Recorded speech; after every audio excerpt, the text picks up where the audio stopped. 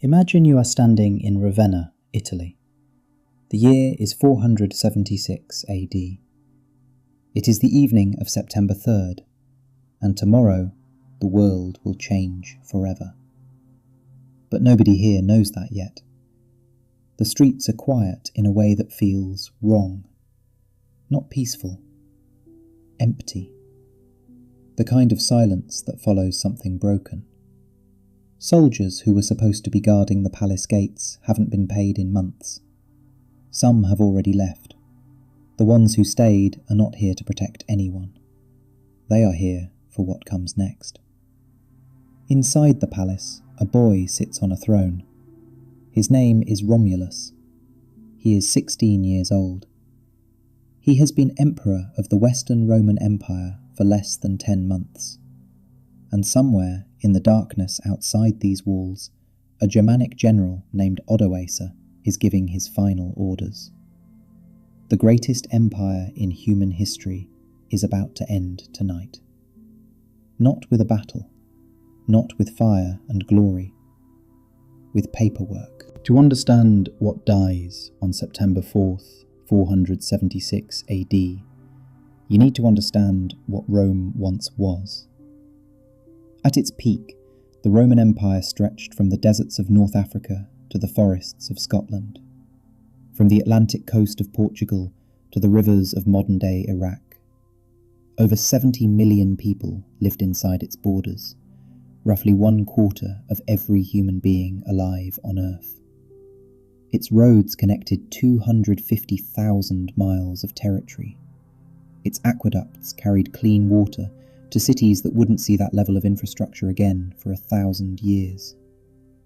Rome didn't just conquer lands, it consumed them, transformed them, made them Roman.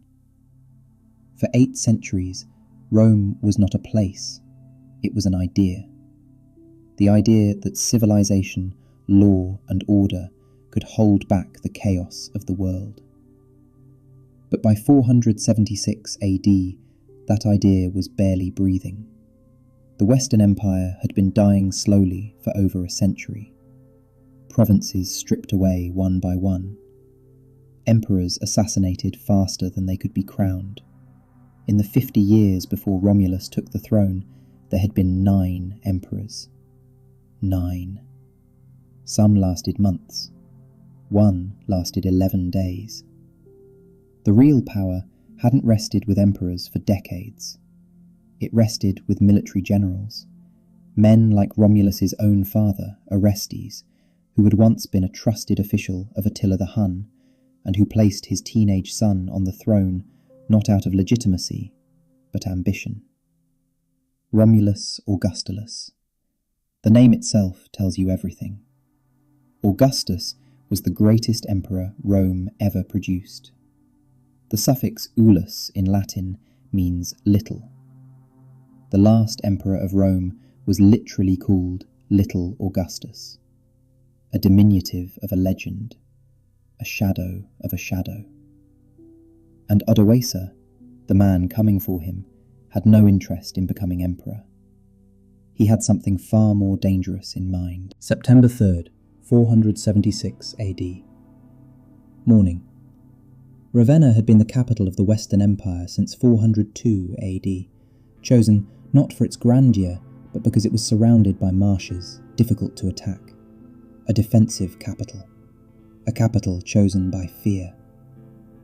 Romulus wakes in a palace that commands nothing. The empire he technically rules extends barely beyond central Italy. Britain is gone, Gaul is gone, Spain is gone. North Africa, the grain supply that once fed Rome, lost to the Vandals decades ago. What remains is a fiction wearing a crown. His father, Orestes, had made a fatal mistake months earlier. Odoacer's soldiers, Germanic foederati, mercenaries who had fought for Rome for years, had made a simple request. They wanted land. 1/3 of Italian estates, the same arrangement that Germanic soldiers had received in other parts of the collapsing empire. Orestes refused. In that single refusal, he signed his own death warrant. and his sons. Odoacer didn't argue, he didn't negotiate. He raised his standard, and the soldiers of the Roman army, Rome's own soldiers, flocked to him. Not because they hated Rome, because Rome had stopped keeping its promises. September 3rd, afternoon. Odoacer's forces have already defeated and executed Orestes near the city of Piacenza. The news has reached Ravenna. Romulus knows what is coming.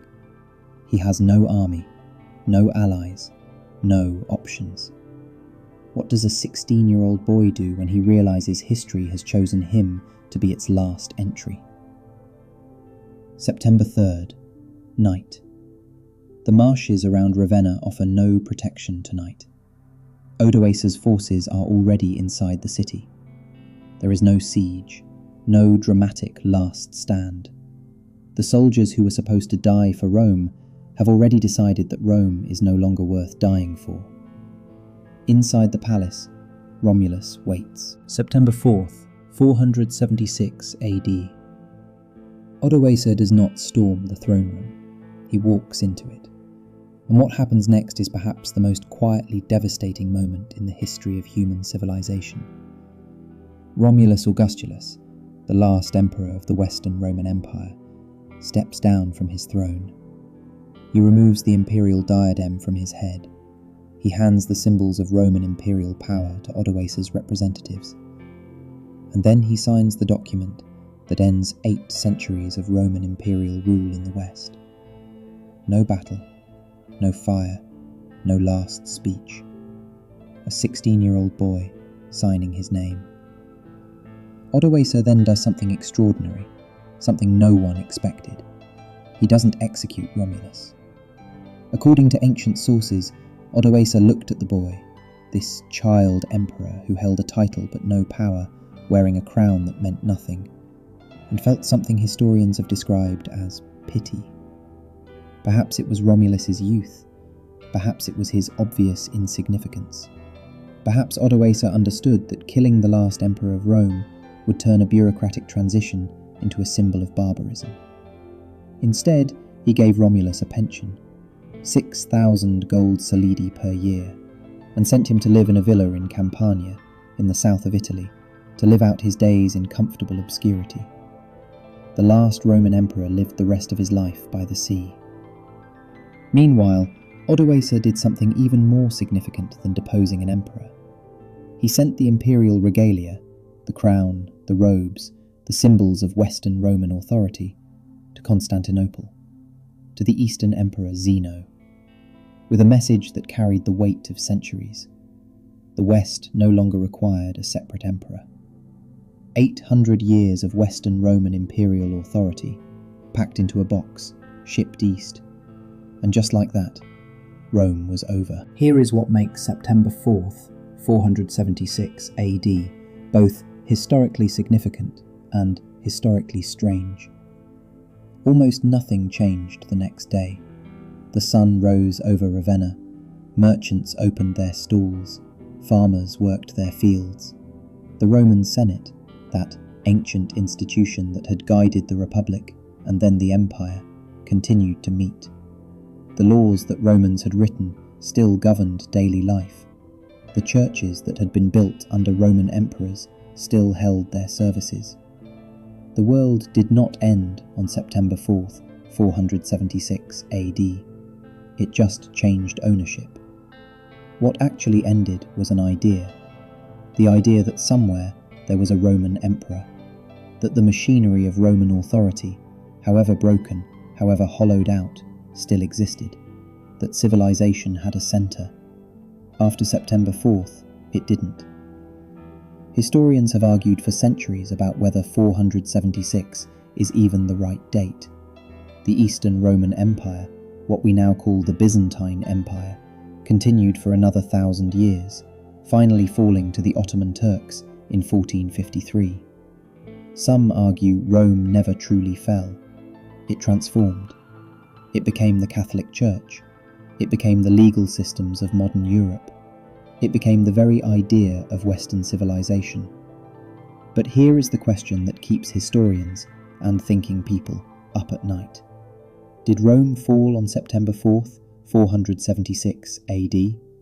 Or had Rome already been dead for decades before Romulus signed that document? Was 476 just the moment someone finally bothered to write the obituary? Because here is what the evidence suggests. Rome didn't collapse suddenly. It eroded, slowly, quietly, decision by decision, compromise by compromise. The soldiers stopped being paid, the borders stopped being defended, the emperors stopped being chosen for ability and started being chosen for convenience. Rome didn't fall because Odoacer was powerful. Rome fell because Romans stopped believing Rome was worth saving. Imagine you're Romulus Augustulus. It is the evening of September 4th, 476 AD. You are 16 years old. You are no longer an emperor.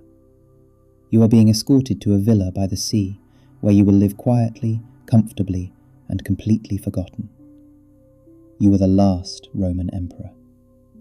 And you didn't even get to choose it. History didn't end with you dramatically. It filed past you like a bureaucrat who had somewhere else to be. That is how most things end.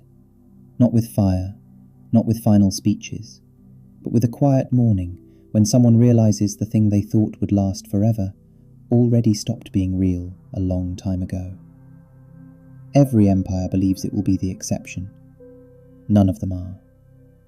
If you want to know which empire came closest to actually lasting forever, and what destroyed it in a single afternoon, that story is next. And it will change how you think about everything you thought you knew about history. Welcome to Fallen Empires. Every empire has a last day. Make sure you're here for all of them.